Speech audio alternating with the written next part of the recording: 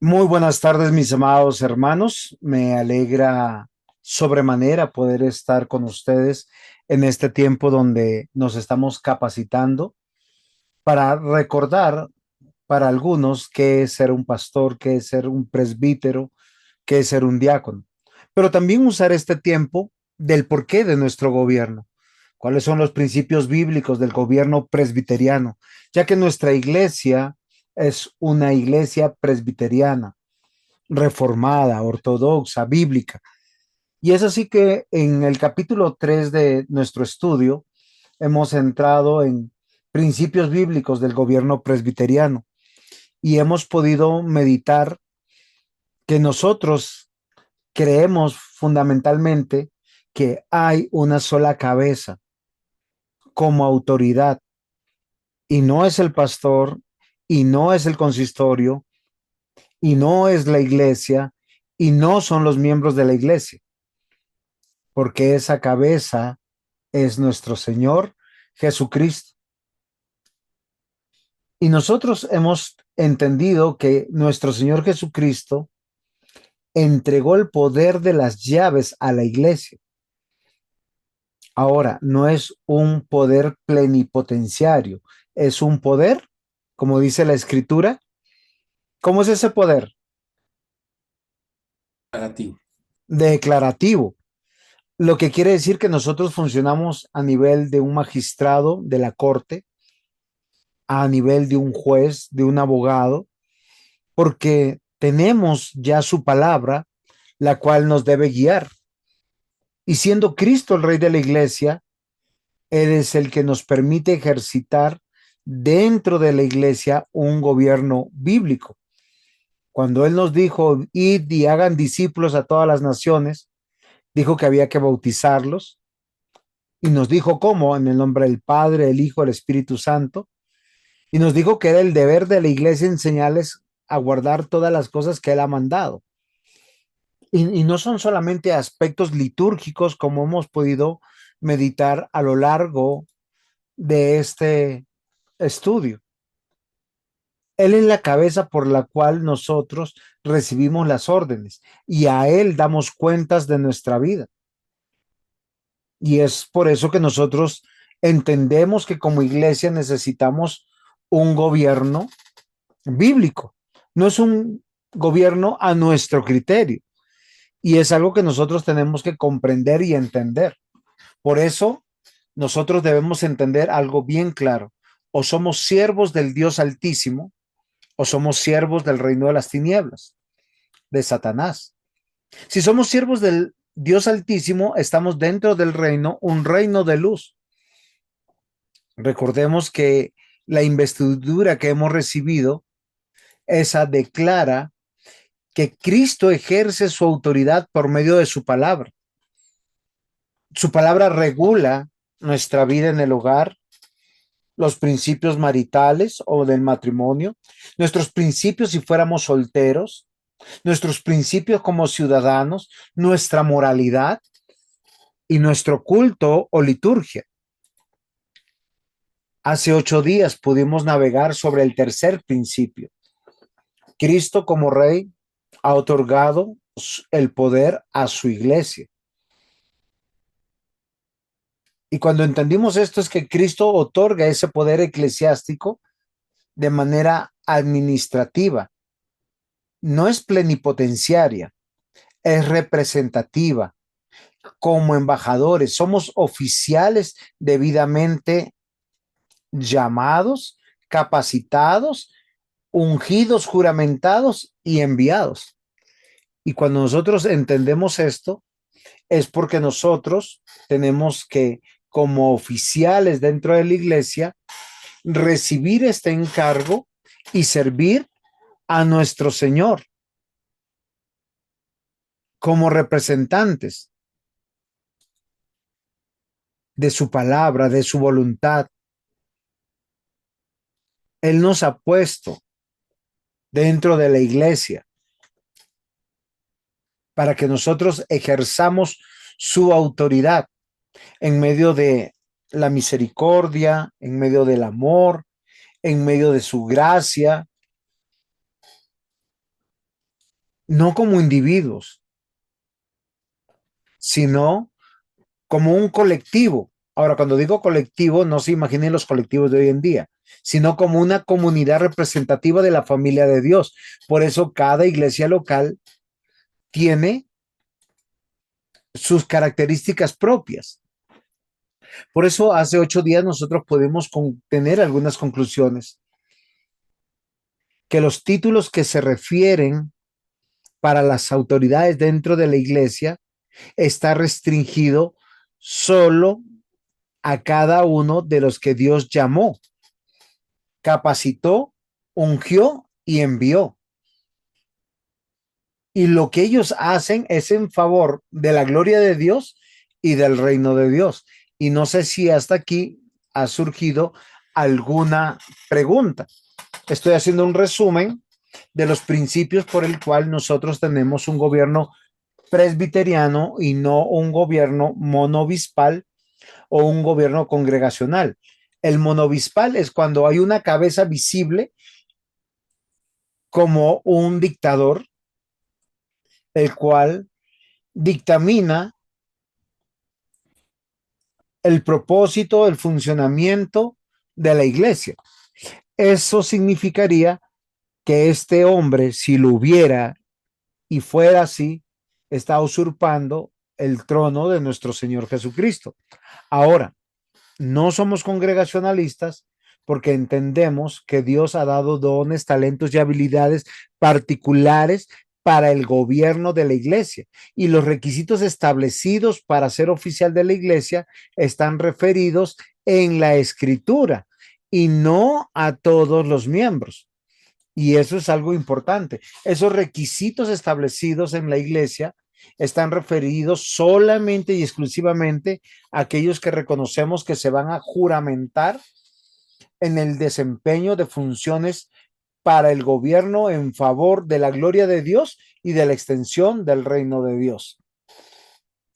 Si hemos entendido esto, nosotros tenemos que decir que todo esto lo encontramos en la escritura. La Biblia es la que habla de oficiales, obispos, pastores o presbíteros como un sinónimo, no como una categoría.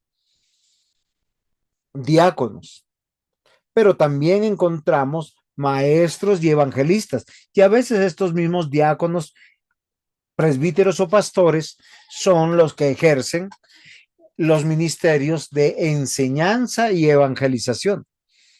Entonces, para precisar los puntos anteriores, podemos tratar de aterrizar esto a nuestro corazón. Somos una iglesia presbiteriana porque la escritura nos lo permite. Lo que pasa que hablamos de un gobierno, de una representación plural, representativa. Y los títulos que usamos ahí son bíblicos. No nacen de nuestra propia autonomía como iglesia, como individuos o como comunidad del Señor. Y hasta aquí tenemos preguntas o no. No, no, señor. Muy bien. Vamos a hablar entonces en esta tarde un poquito sobre el cuarto principio. Cristo ha determinado que el ejercicio del poder se realice por medio de órganos representativos. ¿Y esto qué le llama la atención a ustedes?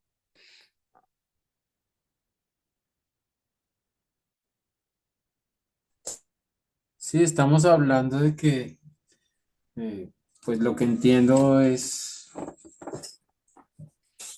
un cuerpo gobernante, ¿no? Un grupo de personas que ejercen la autoridad. Ajá. Bien, Sí, claro, pero cuando hablamos de un cuerpo o un órgano representativo, ¿qué está representando? Esa sería la pregunta del millón. claro. Sí, señor. Pues pienso que están representando a Cristo. O sea, seríamos un tipo de Cristo. No, Entonces, hay que aterrizar la idea bien. creo Miren, que es señor, una autoridad, es como una autoridad delegada, ¿no? ok, nosotros como presbiterianos creemos que hay suficiente base bíblica para la asociación de varias congregaciones que conformen presbiterios y luego asambleas generales para trabajar como iglesia nacional y para el ejercicio del gobierno denominacional común, que es lo que yo quiero que nosotros comprendamos. Si en la iglesia hay 2 pastores, 5 ancianos y 10 diáconos, pudiera ser por la condición en la que nosotros vivimos, de un corazón caído, de hombres caídos, pecadores, como ustedes y como yo, y una vida mortal caída, puede hacer que ellos se corrompan como cuerpo, como órgano representativo.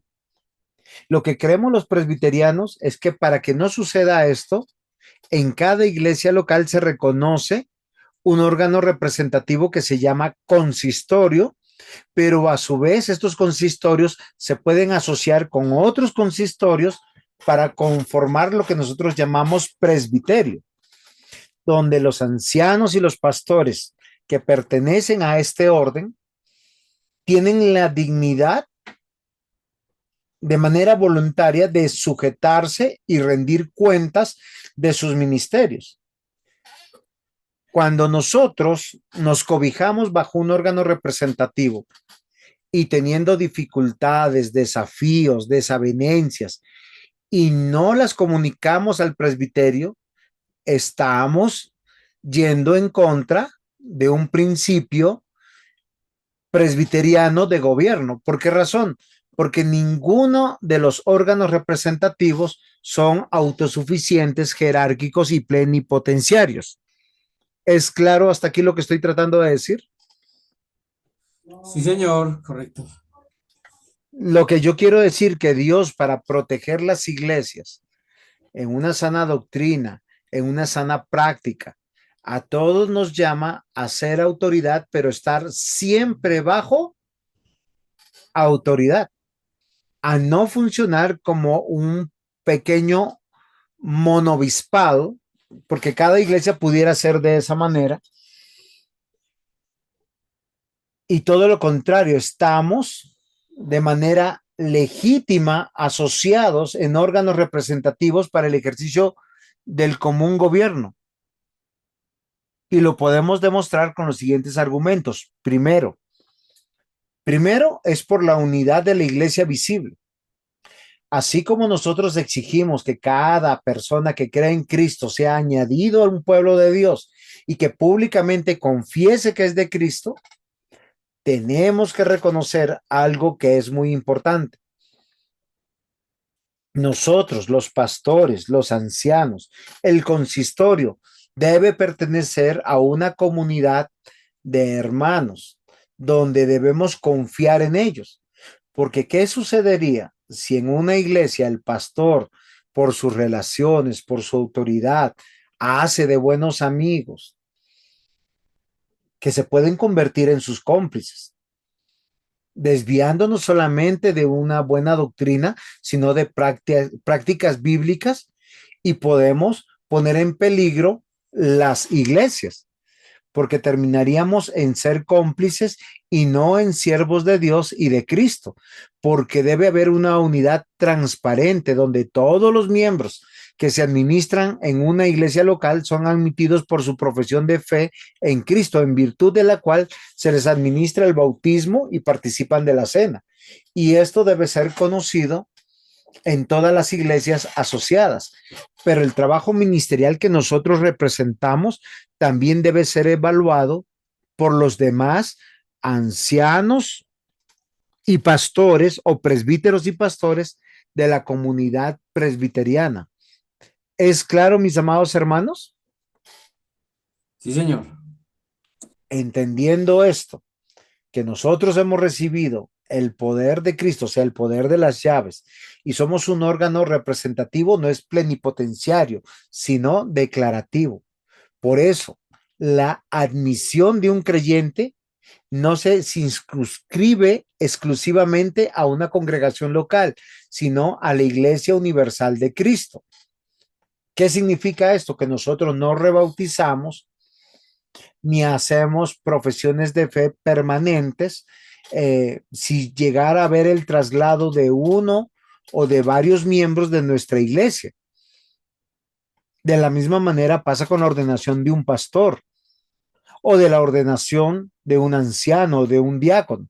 Una vez ordenado anciano, una vez ordenado diácono, una vez ordenado pastor, una vez reconocido miembro, reconocemos que pertenecen a la iglesia militante del Señor, a esa iglesia universal que nosotros no vemos, pero que está caminante en la vida, en la historicidad de la iglesia. Y la razón es porque la iglesia de Cristo es una sola y su unidad visible debe ponerse en manifiesto por donde quiera que exista. Por eso no creemos en multitud de membresías o de rebautismos. ¿Esto es claro? Sí, señor, sí. ¿Algún aporte referente a esto? ¿Alguna pregunta? No, está bien, pastor. Juanda, ¿tienes alguna pregunta? ¿Estás entendiendo? Sí, señor. ¿Y qué has entendido hasta ahorita? Pues sobre el gobierno presbiteriano. Sí, pero dime qué has entendido. Mm. De que nosotros creemos que la base bíblica eh, es que, pues más o menos. Vamos al bautismo. Bueno, yo quiero que tú tomes nota y te tomo a ti porque yo sé que tú tienes algunas dudas y estás bastante joven.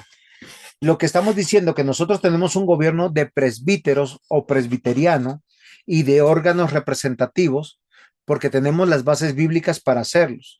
No todos los miembros fueron llamados a ser autoridad dentro de la iglesia y determinar cómo se gobierna la iglesia y las decisiones de la iglesia, sino que hay algunas personas con ese llamado y que la Biblia ha estipulado estos oficios. Por eso nosotros tenemos algunas autoridades que son columnas en la iglesia. ¿Cuáles son? El pastor, presbíteros y diáconos. Muy bien, eso es muy interesante. Y son órganos representativos de la autoridad de Cristo. ¿Cómo se administra esta autoridad? A través de la palabra de Dios en todos los aspectos claros de principios, dogmas y verdades que ella explica. ¿Alguien más está en la sala? Sí, señor. ¿Quiénes más están ahí para yo poder preguntar? Es que no veo porque tienen el video apagado, entonces no los veo. Ya lo olvidé mucho.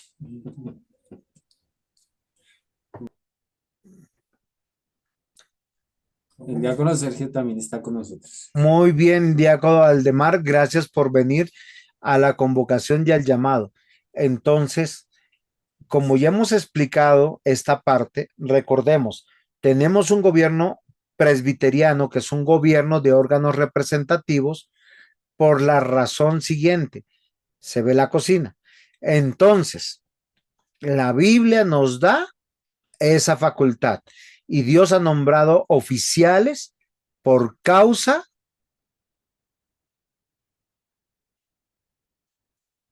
de que Él dejó las llaves a algunas personas dentro de la iglesia y llama a que estos grupos de autoridades estén en una unidad, uniendo así todas las iglesias.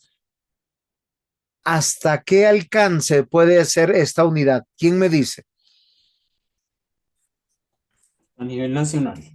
Muy bien. ¿Por qué no pudiéramos, qué días pasaron una carta al presbiterio y yo me preocupé mucho?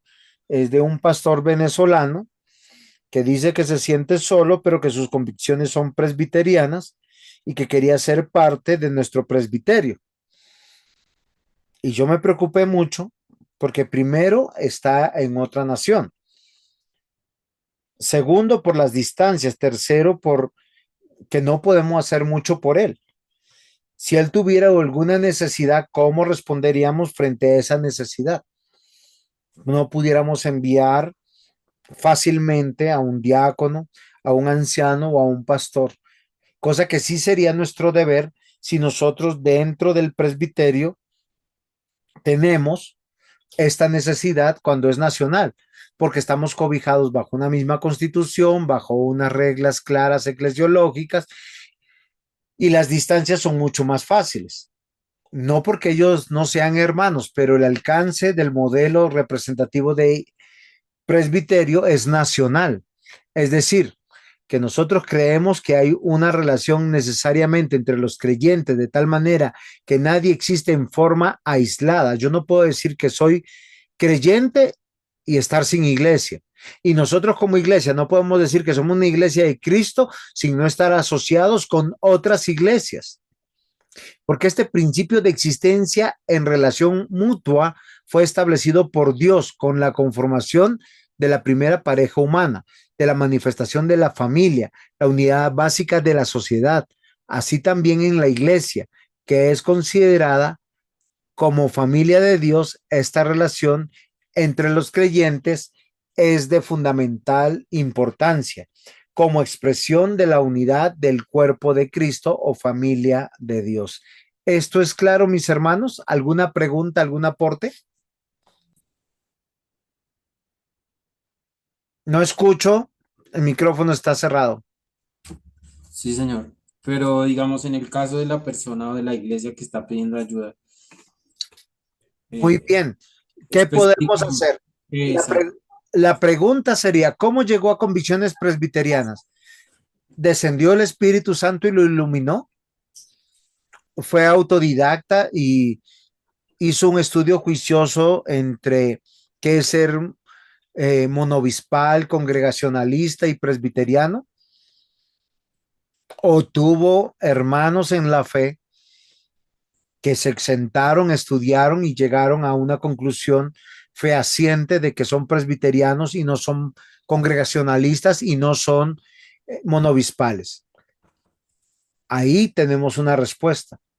Recordemos que todo inicio de una iglesia nace con la obra del Espíritu Santo convirtiendo personas y les da la necesidad de extender el reino, no solamente de manera local, sino compartiendo la sabiduría que fue dada por gracia a otros consiervos que están. Recuerden que en la antigüedad hubo un profeta que pensó que estaba solo y la divina respuesta nos recuerda el apóstol Pablo que le dijo, hay 7,000 que no han decaído y han doblado rodilla delante de mí.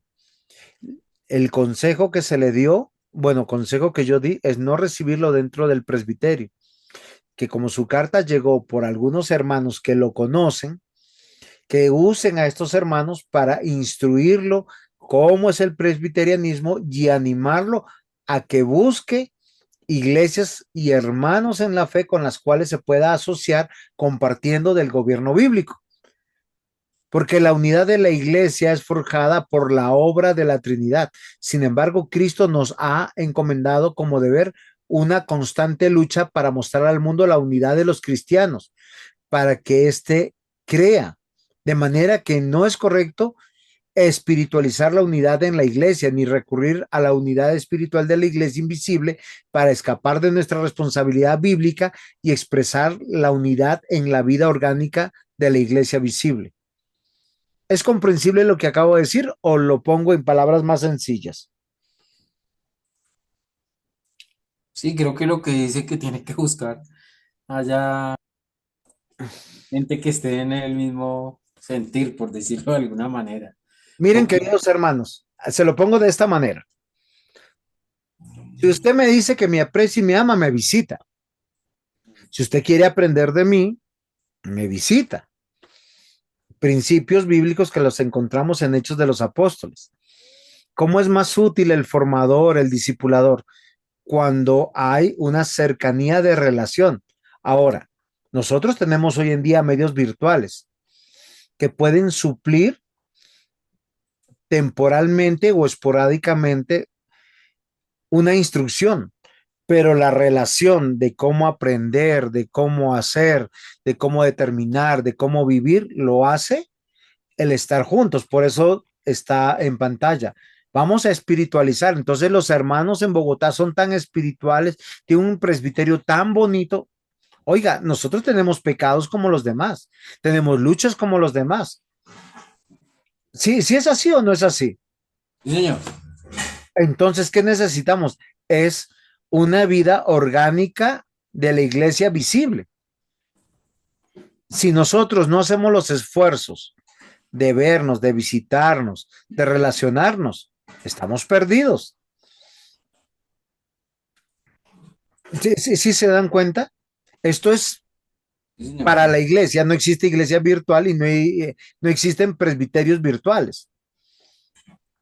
Una iglesia que no puede lograr la unidad visible de esta manera, procurar coincidir con la iglesia invisible, está condenada. Y cualquier constitución que no reconozca este hecho es convicta de ser antibíblica. Sí, sí me comprenden. Sí, señor. O sea, yo pertenezco a la iglesia de Cristo, amén. ¿Y dónde te congregas cada 8 días? Sí, pero yo pregunto es al referir al hermano preguntar que tiene convicciones presbiterianas, tiene que haber por lo menos haber estado escuchando, oído o entendido o haber sido parte de una iglesia presbiteriana. Ok, ¿cuál fue mi consejo entonces? Yo le dije, queridos hermanos, no lo recibamos en el presbiterio. ¿Por qué razón? Porque es inevitable que si Él nos dice, estamos aguantando hambre, nosotros tengamos la responsabilidad de responder. Y no lo vamos a hacer de la manera correcta por las distancias, por el tipo de moneda, porque las realidades son diferentes y porque no sabemos si es verdad. Sí, claro. Puede que sea verdad, pero no lo sabemos, no lo podemos. Venga, día, cuando vamos a llevarle una ofrenda a tal pastor que está hospitalizado, aunque muchos dirán, pues no, está MoneyGram, PayPal, Western Union. Sí, yo le digo, pero es verdad, como yo sé, porque dice que debemos estar con los que ríen, debemos estar con los que lloran, debemos asistir al necesitado, debe haber una relación. La unidad debe ser visible y procurar coincidir. ¿Cómo le ayudamos a él? Que los hermanos por los cuales él presentó la carta lo sigan ayudando, le sigan suministrando todo el material y la consejería necesaria para que él busque dentro de su ciudad y dentro de su nación hermanos con los cuales se pueda sentar, abrazar, porque es que la iglesia del Señor invisible, por decirlo de alguna manera, es visible por las iglesias locales reunidas para órganos representativos que están en autoridad, pero bajo autoridad de manera voluntaria. Señor, ya es más claro. ¿Sí? O sea, yo no puedo decir que el principio de la unidad de la iglesia es el fundamento de la política eclesiástica presbiteriana en todas sus particularidades. Esta está diseñada para llevar a cabo y para darle expresión formal. ¿Qué quiere decir esto? Que cuando reunimos pastores, ancianos, estamos viendo la representación de diversas iglesias. El gobierno presbiteriano es real, así que no hay razón bíblica para descuidar la unidad orgánica de la iglesia en su sistema de gobierno. Por eso, cuando un creyente deja de asistir a la iglesia, se le llama. Cuando un presbítero, cuando un diácono, cuando un anciano es convocado a una reunión y no llega, el deber de la asamblea, del órgano representativo es convocarlo, llamarlo. El funcionamiento de la iglesia como una unidad orgánica es implícito en los nombres con los cuales se le describe en el Nuevo Testamento. Presbítero, presbiterio. Y ellos se denominan como el cuerpo de Cristo, ciudad, hogar, edificio, templo. Estas designaciones implican pues que la iglesia es una unidad donde hay una complementariedad en su funcionamiento, una dependencia de uno de otro. O sea, no puede ser que el pastor es el que canta, el que recoge, el que predica, el que absuelve, el que organiza. Sí, sí me comprenden. Una iglesia saludable es una iglesia donde se delegan funciones, se comparten labores y servicios buscando la gloria de Dios. Cada parte tiene su propia función y las funciones de cada parte no son para el beneficio solo de las partes, sino para el bienestar del todo. Hoy estamos capacitando a ancianos y diáconos para hacerles comprender que en el cuerpo de Cristo hay órganos representativos, pero no jerárquicos. El diácono no es menos que el anciano no es menos que el pastor. ¿Por qué razón, diácono Sergio?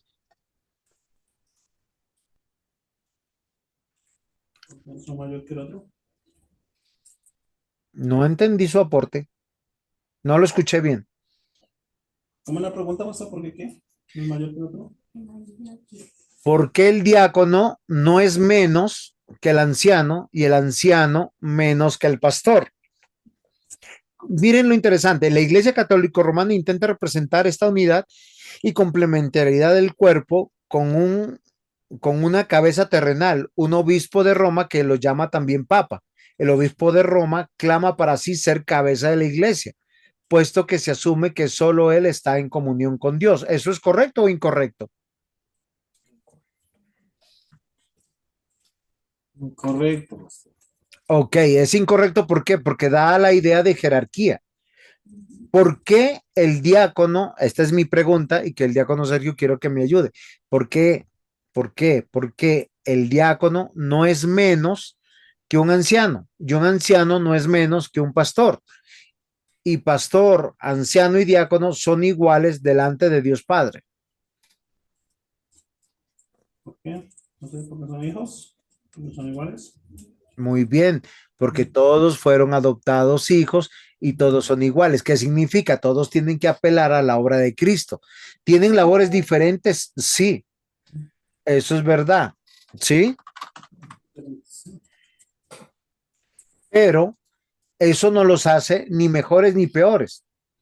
Todos somos pecadores regenerados que estamos siendo santificados y que posteriormente seremos glorificados. Hemos sido llamados a labores diferentes, como en el cuerpo. Mi manito hace a Dios, pero la muñeca está trabajando y el húmero y el radio está sosteniendo y el codo está flexionando para el movimiento de la mano. Pero al final yo estoy saludando, pero el cerebro y mis ojos están direccionando. ¿Sí se dan cuenta? Es más importante el meñique que el pulgar, es más importante el índice que el anular No, señor. o el cordial, no, ninguno. Pero es una mala idea que nosotros tenemos pensando, ay, es que diácono es inferior a ser anciano y anciano a ser pastor. No, tenemos labores diferentes. Cuando nosotros como presbiterio nos equivocamos en ungir, ordenar y enviar a una persona que no está capacitada para esa labor, ya sea por nepotismo, ¿usted sabe lo que es nepotismo? Sí, señor. ¿Me lo explican? Nepotismo es cuando yo nombro a un hijo o a un familiar en determinado cargo, en determinada posición, solo por la influencia, no por Ajá. llamado ni por... Ok. Ejemplo, nuestro presidente. Entonces, en la iglesia no hay nepotismo, se los puedo demostrar. Moisés tuvo dos hijos, Eliezer y ¿cómo se llamaba el otro? Sin googlear, sin googlear. No, no me acuerdo. Gerson. ¿Fueron importantes dentro de la labor de Moisés? Claro que sí, la Biblia habla muy poco de ellos, pero ellos fueron autoridades. Pero ¿a quién se le delegó el liderazgo del pueblo de Dios en ese momento? Después de que Moisés fue enterrado por Dios.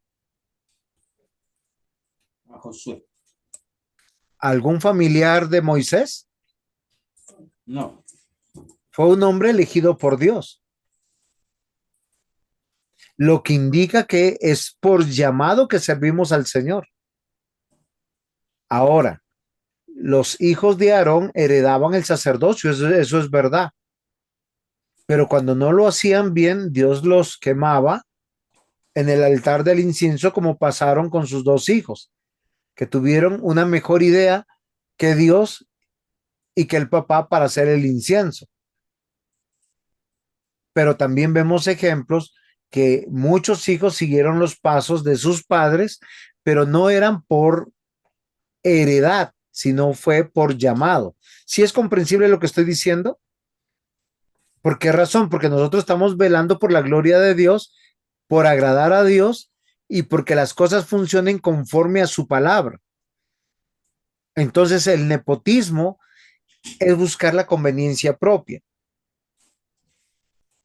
Uno tiene que reconocer cuáles son sus limitantes, cuáles son sus alcances y cómo nosotros podemos servir mejor al Señor. Ser honestos con nuestro llamado y también ver cuáles son nuestros dones y habilidades más allá de nuestros sueños o anhelos. Entonces, ya una vez ordenados, ya una vez puestos, entender que me juramenté delante de Dios a servir al Señor en el lugar que me puso y a veces sin meditar mucho que posiblemente en otro lado estoy mejor. Dios es el que abre puertas, el que cierra puertas, porque aquí no tenemos jerarquías, tenemos un trabajo en equipo donde todos somos ese órgano representativo de la autoridad de Cristo, que es la cabeza de la iglesia. ¿Estamos de acuerdo? Sí, señor.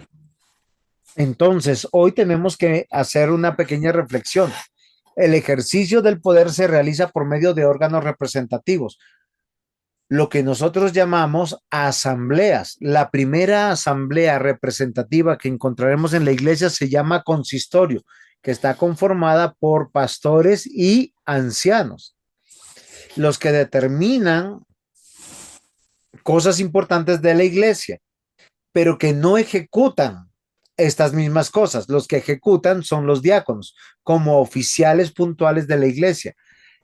¿Por qué razón, mis amados hermanos? Entendiendo que el hombre es pecador, aún el hombre regenerado que está en la iglesia es pecador y puede tener una tentación al nepotismo, al autoritarismo, ¿sí?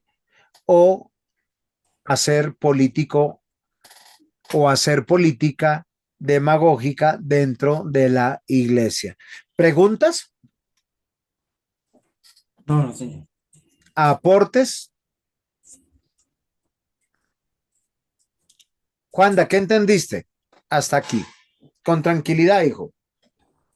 Pues yo entiendo que en la iglesia tenemos un gobierno presbiteriano, en el que pues hay pilares que son fundamentales como lo son el pastor, el diácono y el presbítero, pues porque ellos son llamados y pues no todos pueden ser llamados por Dios.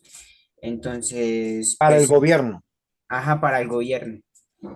Pero igualmente así ellos sean llamados o no, pues no, ninguno es más que otro y otro no es más que el otro. O sea, nosotros no creemos en jerarquías eclesiásticas, sino Ujú. en un compromiso de servicio desde la perspectiva del lugar donde Dios nos ha llamado. Y debemos estar convencidos que lo debemos hacer al 100% porque es un privilegio para Dios. Sí, es un privilegio que nos dio Dios y lo que hacemos es para Dios. O sea, no es un privilegio para Dios, sino es un privilegio que tú y yo podamos servir como diáconos, como ancianos, como pastores a Dios. La Biblia habla de un órgano representativo plural, que quiere decir que son hombres que piensan diferente, han tenido experiencias diferentes, tienen dones diferentes, pero todos son unidos en una unidad orgánica, perdón la redundancia, para un sistema de gobierno que glorifique a Dios. ¿Es claro así? Muchísimo mejor. Sí, señor. Muy bien. Un resumen, Diácono Mario. El resumen es que la iglesia presbiteriana desarrolló el gobierno presbiteriano porque a través de la Biblia vemos y nos permite realizarlo, no es por capricho y está conformado por cuerpos representativos y la autoridad es delegada, es declarativa y representativos porque representamos la autoridad de Cristo. Ok, no representamos a Cristo porque no lo podemos representar. Representamos su autoridad y como ejercicio tenemos su palabra. O sea, nada se nos dejó a nosotros para inventar, sino para administrar. No para crear, sino para sujetarnos. No para Correcto, imponer, sino para obedecer. correcto, sí, señor. Muy Y, bien. y que el cuerpo más pequeño, digamos, es el consistorio, presbiterio Sí, y sí. de ahí tenemos las asambleas, ¿no? Consistorio, que es el gobierno de la iglesia local. El presbiterio conformado por los gobiernos de las iglesias locales asociadas. El sínodo, que son presbiterios asociados, que es a una asamblea mayor, y a su vez tenemos ya la asamblea, que esa asamblea es la parte nacional donde reuniría a todos los presbiterios y sínodos que se encuentran bajo una unidad representativa orgánica donde podamos administrar en favor de la autoridad de nuestro Señor Jesucristo. Muy bien, vamos a dar por terminado hasta aquí por hoy y le vamos a pedir al diácono Mario que nos ponga en oración. Señor y Dios, te queremos agradecer, amado Señor, por la enseñanza, Señor, de tu palabra, de tu gobierno, Señor. Ayúdanos a ser útiles en tu cuerpo, Señor, para edificar tu iglesia, Señor. Y ayúdanos, Señor, a no, Señor, negociar, Señor, los principios, Señor, que tú dejaste escritos en tu palabra. Te damos gracias por permitirnos este tiempo para formarnos, para crecer y descansamos en ti. En el nombre de tu amado Hijo Jesucristo, amén y amén. Amén. Amén. Muy bien. El Señor les bendiga. Muchas gracias por la clase, pa. Bueno, sí, Señor. Gracias, pastor. Muy bien. Bendiciones.